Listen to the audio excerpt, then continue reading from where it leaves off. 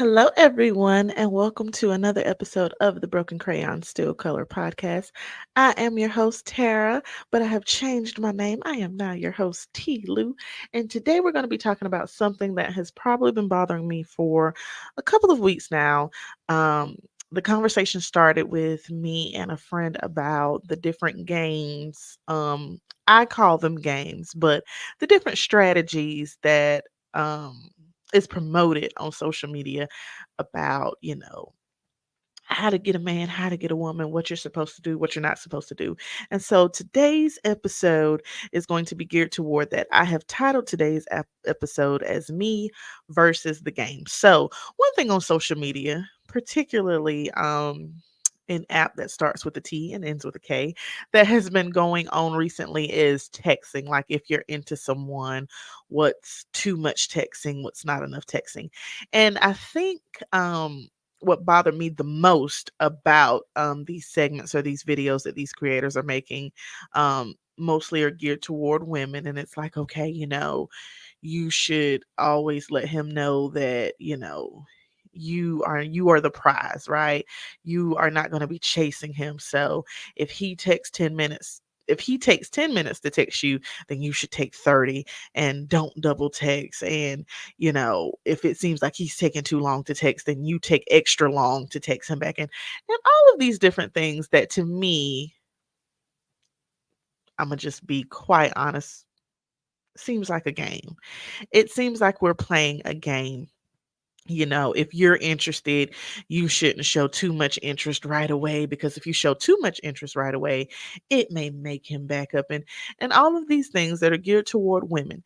Now, if you ask me, I feel like it's childish. I feel like it's trivial, because I started off by saying that these games are geared toward women, but I've actually seen some videos that are geared toward men to basically show them how to play the game back, or how to start playing the game.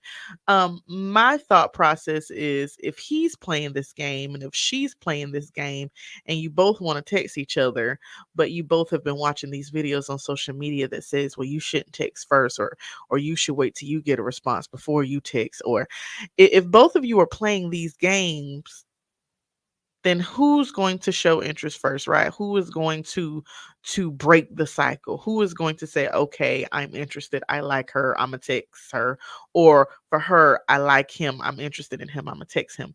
To me, it just seems like a game. To me, it seems like if that person is your person, then it shouldn't matter who texts first, who took longer to respond, right? We all have lives. We're all doing something. Granted, I know some people like to think that, we all have our phone glued to our hands every day, and if he didn't text you back and if she didn't text you back, she saw the text, she has you on red. That's not necessarily the case. Yes, we are glued to our phones. I'm gonna be honest, mine is right here in my hand. We are, for whatever reason, connected to our phones more now than we were in the past, but it doesn't necessarily mean that somebody is blatantly ignoring you because you text and they may have took 20, 30 minutes to text back. Something could be going on. Now, I am a firm believer that, you know, responses do matter, right? You shouldn't take, 1, 2 days to see my text and be like, oh snap, just now seeing this. Granted, it happens sometimes. But of course, consistency and things like that should be taken into account. But all surrounding this game, I feel like if you're interested in somebody, you text them. If I'm holding my phone in my hand and I see that you text me, I'm not going to take 5, 10, 15 minutes to respond back, because I don't want it to seem like I was waiting for your text. My phone was in my hand. I saw that you text. I had a response available. I gave you the response. When we start playing these games and we start downplaying who we are as an individual, so that the other person doesn't see us as needy or complicated or things of that nature, we then are putting ourselves on the back burner for the comfort of someone else. Totally against that. I am totally against that. Some people naturally like to talk. I raise my hand. I am a person that naturally likes to talk about whatever. with whoever. I love stimulating conversation. I love conversation that makes me think outside of the box. I love conversation that makes me take my views and my biases and things that I like, and we have an open discussion about it. I'm that type of person. With being that type of person, I want to make other people feel like they can be that type of person around me. So if both of us are those type of people, we can have open communication about anything, right? So when it comes to texting and this game, if you text me and I have a response readily available, I'm going to text you back. Now, with that being said, I've been out of the dating world for quite some time. So I'm going on my 8th year of marriage. Since then, I've noticed that a lot of things have changed when it comes to dating. And most of these games, so to speak, are revolving people who are single and who are getting to know people. Right. So you put yourself out there in the dating world, you exchange numbers, you start texting. This is the get to know you phase. Excuse me for believing that if you are actively trying to get to know somebody, there's no such thing as too much texting. There's no such thing as too much talking on the phone, right? There's no such thing as going out. Granted, priorities all included, but there's no such thing as too much. If you are a person that likes to talk, if you are a person that likes to communicate, you should not shut that down because the person you're trying to get to know, or the person may, I don't want to seem like I'm bothering them. I don't want to seem like, I'm texting too much. I don't want to seem like I know. If you cannot be yourself around that person, then that's not your person. Blink, blink, blink, blink. If you cannot openly be your 100% authentic self around somebody, either you're trying to get to know, or you've developed a friendship with, or you've developed a relationship with, that's not your person. My whole mantra is show up, be you. If you cannot show up and be you around the people that you want into your life, into your circle, to have access to you, then why are they there? So, let's say you exchange numbers with somebody and you start to text and you find out, okay, they're not a quick texter. I text them and they didn't respond within an hour, or they didn't respond within 2 hours, or they didn't. Okay, okay. And maybe that's their norm. And maybe it's not. Don't internalize it too much. Watch for patterns. If it seems like a pattern where this person is not good with texting or don't want to text, yeah, it could mean that they're not interested. Could be, not saying for sure, could mean that they're not interested. It could be that possibly they work a job where they cannot have their phones in their hands all the time. Very well could be. It could be that they were busy at the moment, they didn't have time to respond. Could be. Before you determine what it could be, though, I want you to ask yourself a question. I want you to think about when you're busy, when you're doing something, how active you are on your phone or how active you are with strolling social media. So I want you to think about what you do. Now, with thinking about what you do, I want you to ask yourself this question. Is it necessarily fair for me to expect me out of someone else? So whether you are the person that always has their phone in their hand or you aren't the person that always has their phone in their hand, I want you to say, is it fair for me to compare or expect my behaviors from someone else? Then, with asking yourself that question, I want you to ask yourself another question. Does it matter? Is it a deal breaker? That's important. If it's a deal breaker, then hey, you can say, I noticed that when I text you, you take, quite some time to text back, or I noticed that when I call you, you don't answer. Are you not big on communication? Are you not a phone person? Are you more of an in-person person? There's nothing wrong with asking these types of questions when you're trying to get to know someone, right? Because then you then thus figure out how you should move based on their response.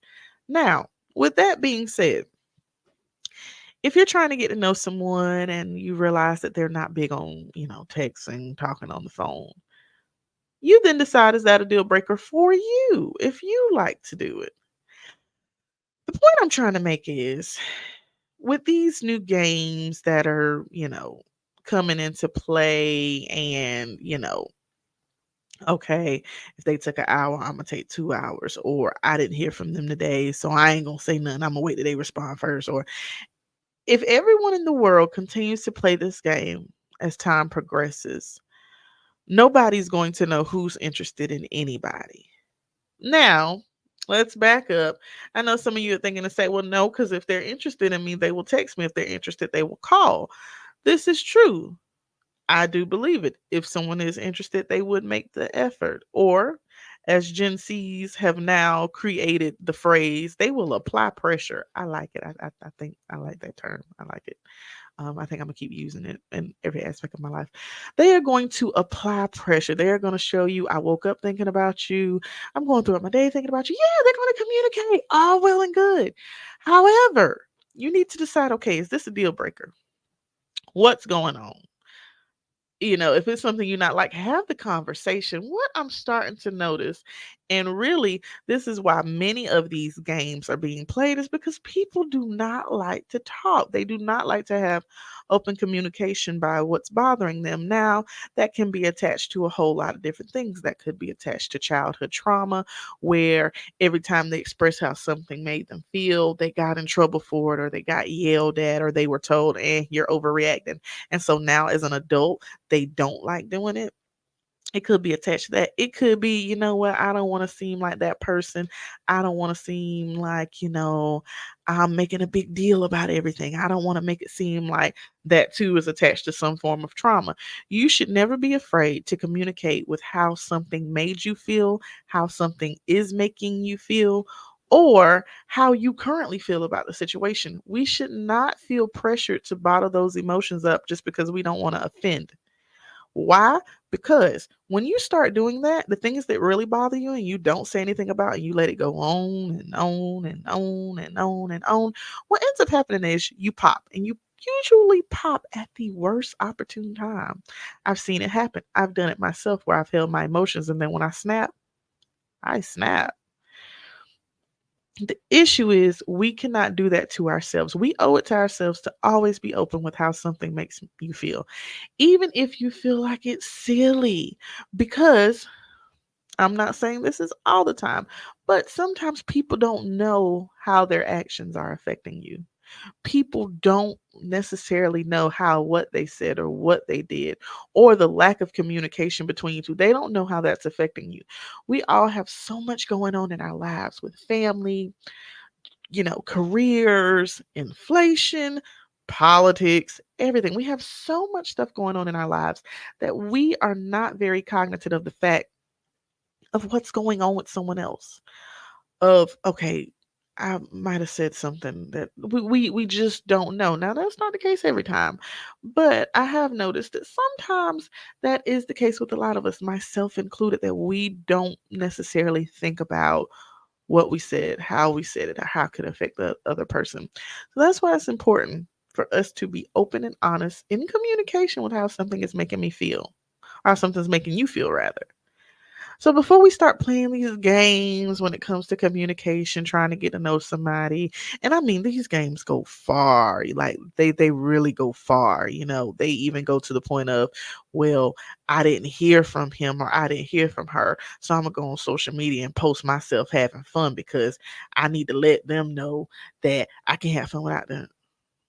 What? No, no, we don't have to do all that. That's way too much to think about. That's way too much to do just to say, hey, I'm really not comfortable when you take long to text me back. And then if the person says something that makes you upset and say, well, I don't be on my phone like that, it is what it is, you then make a determination about what you need to do. And not everything is a deal breaker. Some things is okay. Maybe that was me. Maybe I am being a little too much. Let me back up.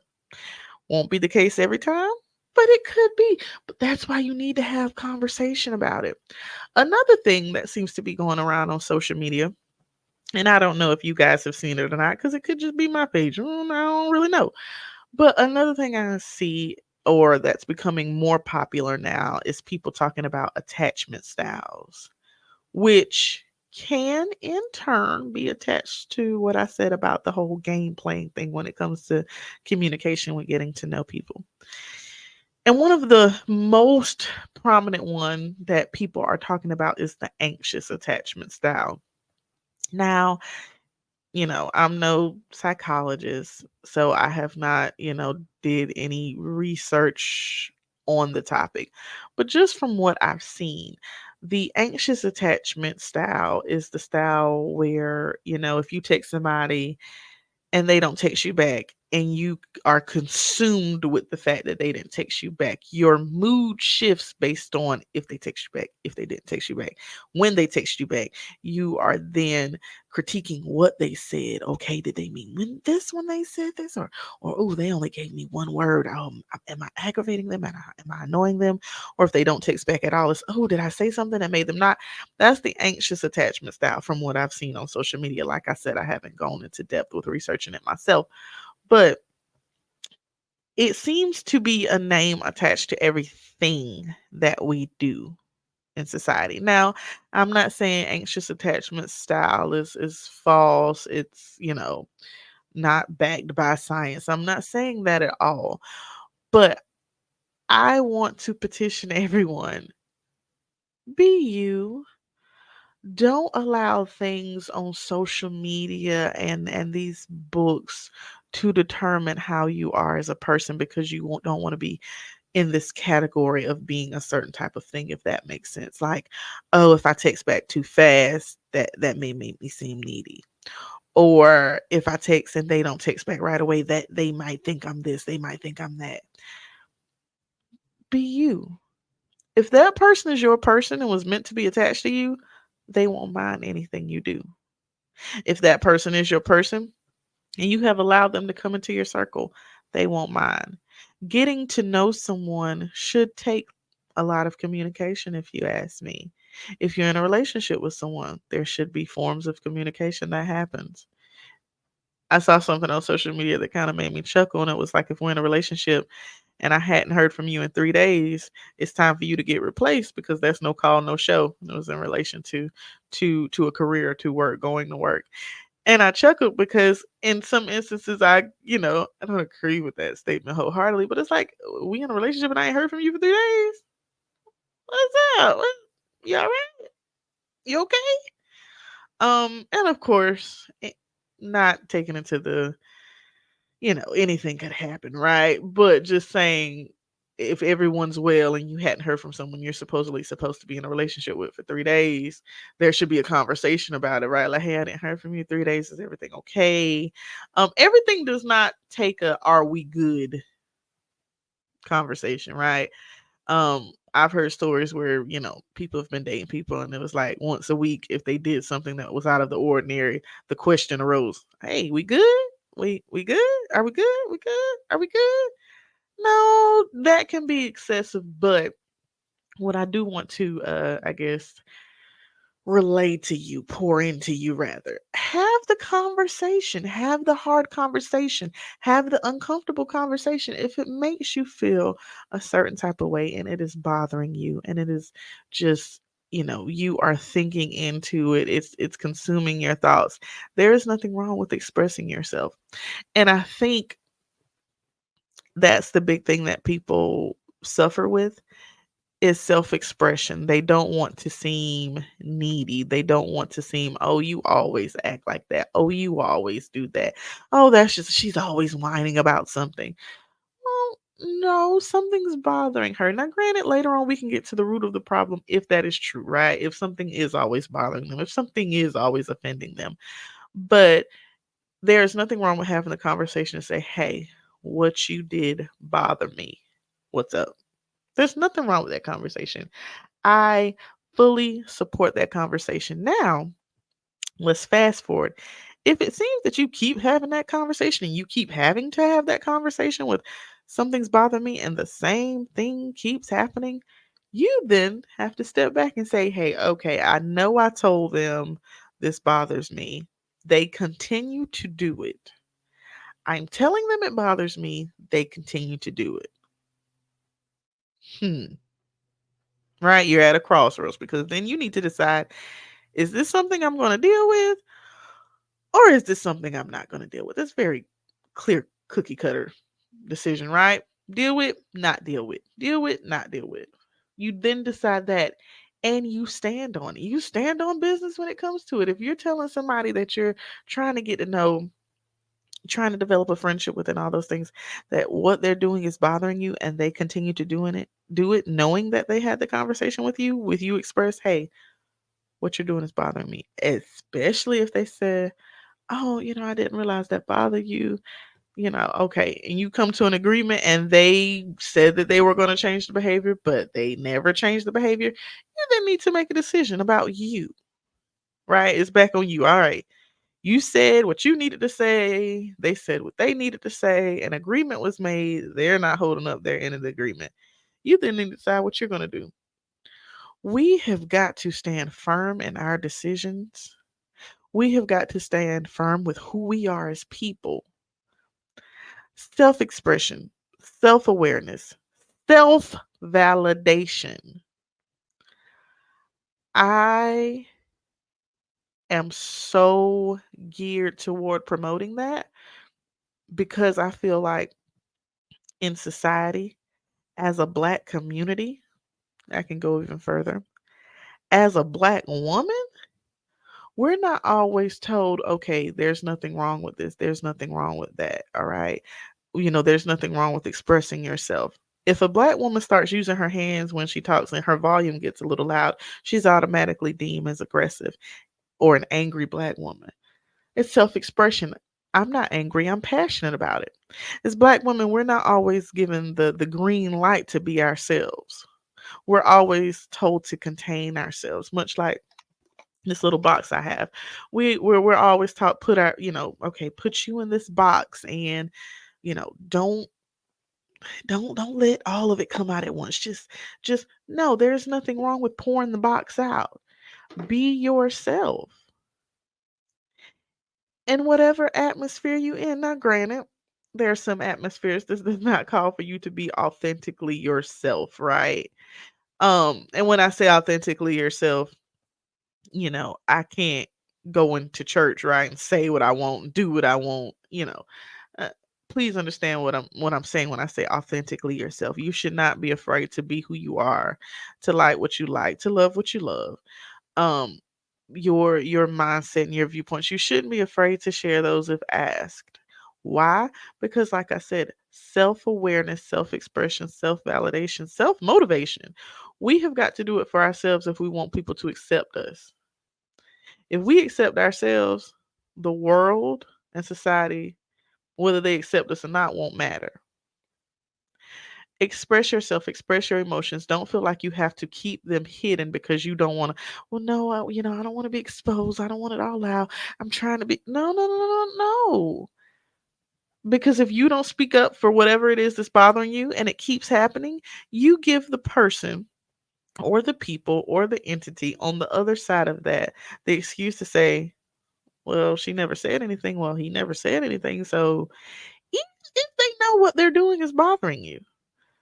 So openly express yourself. Openly be okay with voicing what hurts you, what bothers you, what concerns you. If the person is tired of hearing it, they don't want to hear it no more, and they'll be like, you know what, I can't do this. Well, I thank you for your time. Simple as that.